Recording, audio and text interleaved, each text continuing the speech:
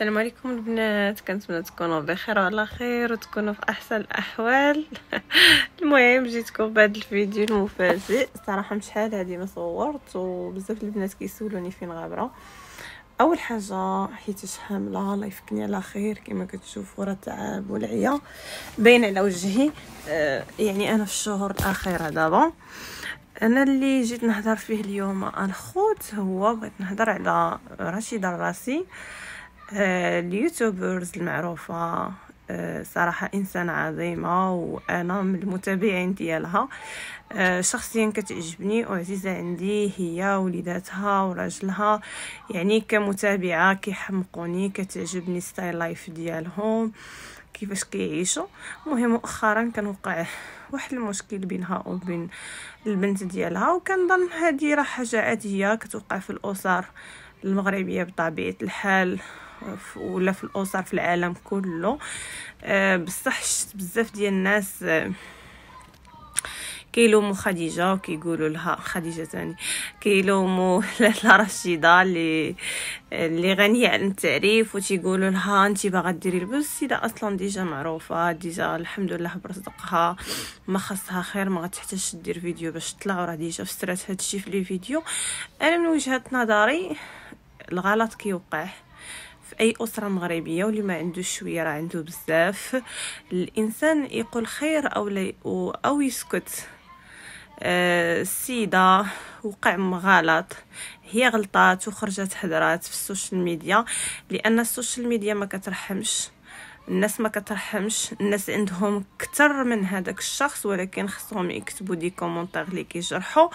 هي خرجت وهضرات وقالت شنو ضرها، وفعلا داك الشيء كاين، لان السيده امراه كبيره وامراه يعني ناضجه بوليداتها، كبرت وليداتها وهي كأم. ولان انا عندي 2 بنيتات وانا حامله دابا الله يفكني على خير، يعني راه ما يحس بالام غير الام اللي بحال هذيك راه كبتها.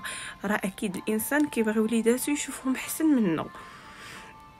يعني هي كما قالت تسرعات، ما سولتش على هذا كل الناس.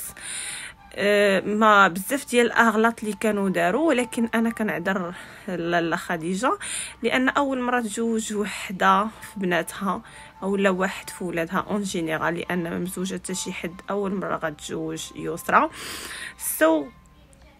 ما سولاتش، عطات بنتها بديك السرعه، ما عرفاتش، شافت لا فامي ديالو ما كتقدرهاش، من حقها كأم يطلع ليها الدم.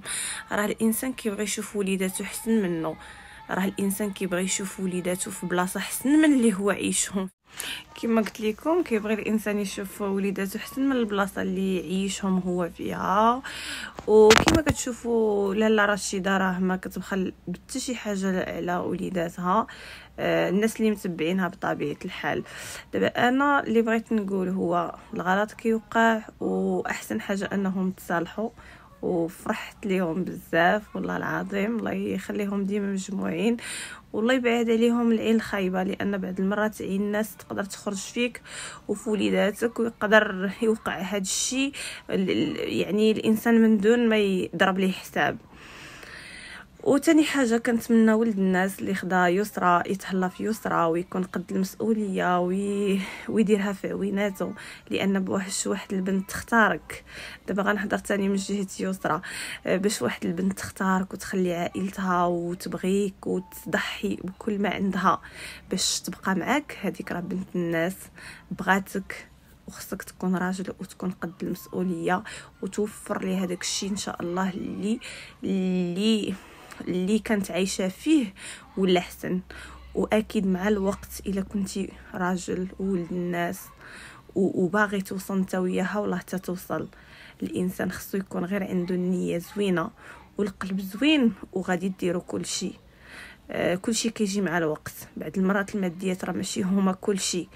نتمنى يكون غير هاد ولد الناس باغي يسرى وما عمرو يتخلى عليها، وكيف هي خطات هذيك الخطوه ودارت هاد الشيء كله على قبله يقدرها. هذه هي النصيحه اللي كنتمنى، وكنتمنى هاد الفيديو يشوفوه. وكما شفتوا انا راه جيت هضرت والله كنت كنتفرج فيهم، جالسه عيانه مريضه. راكم عارفين كما قلت لكم في الشهور الاخيره د الحماله تعبانه ما قادة ندير حتى شي حاجه، ولكن من معزتي على الاخت رشيده جيت نهضر. انا شخصيا قناتي راه فتحها من 2019 وراه ما كنحطش فيها بزاف، يعني كنغبر لان عندي مسؤوليات، عندي وليدات صغار، عندي بزاف ديال الحاجات كتخليني كنغبر على القناه. ولكن هذا الموضوع بالذات بغيت نهضر فيه وبغيت نقول وجهة نظري، لان هادوك الناس انا مده هادي وانا متبعاهم، خاصه ملي عرفت القصه ديال لاله رشيده كيفاش حرقات. صراحه امراه مكافحه، امراه صراحه قويه، سترونغ وومن. وفاش كتشوفي شي وحده بحال هكا كيفاش عاشت وفين وصلت، انا كنفتخر بحال هاد الناس هما اللي بغينا يكونوا في الحياه. صراحه امراه ونص، والله قلت لكم والله يقدرها ويقدرنا يا ربي على تربيه وليداتنا. والانسان ما يتشفاش، راه اليوم ما عندكش الدراري غدا غادي يكونوا عندك. الانسان حتى الا شاف شي حاجه يقول، يدخل بخيط ابيض ويقول كلمه زوينه ولا يرجع اللور حشومه. لان الناس، انا صراحه فاش تفرجت لي فيديو وشفت لي كومونتير د الناس، انا هذيك ماشي قناتي وماشي عليا كيهضروا ودرني خاطري، لان ديك الانسانه باينه من وجهها، باين الانسان الزوين، باين الانسان راه تيبان غير من وجهه. انسانه خلوقه كتوري حياتها، كتوري وليداتها، كتوري الزوج ديالها، وبزاف ديال الحاجات انا ما غاديش نهضر لكم عليها، راه بزاف الناس اللي كيعرفوها راه عارفينها، ما غاديش نحتاج انا نزيد نقول لكم.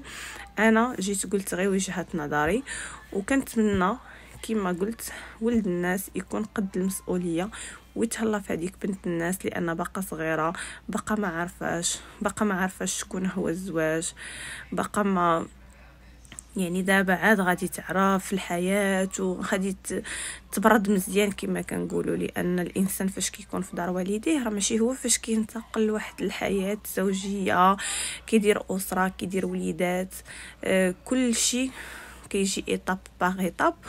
وهذه تجربه، وكنتمنى يسرى وهاد السيد يكملوا بعضياتهم لانهم باغيين بعضياتهم.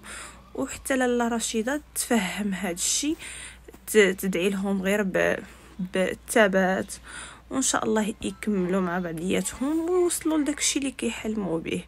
بعد المرات راه واخا انتي ما كتبغيش شي حاجه لوليداتك، ولكن بنتك متعلقه بهذاك الشخص، شنو غديري؟ اللهم تخليها تمشي معاه في الحلال، ولا تمشي تهرب معاه، ولا دير شي حاجه اللي ما كترضيش الله يكتب علينا الخير.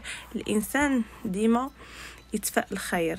الله يكتب علينا الخير وعليكم يا ربي، والله يجمع شملهم يا ربي، وان شاء الله تكون هذه غير سحابه ودايزه فقط. والى اللقاء. طولت عليكم، غنبقى نهضر ما غاديش نسالي. واكيد راه كل وجهة نظره، كل كيفاش شاف الموضوع، كل كيفاش بغى يهضر فيه.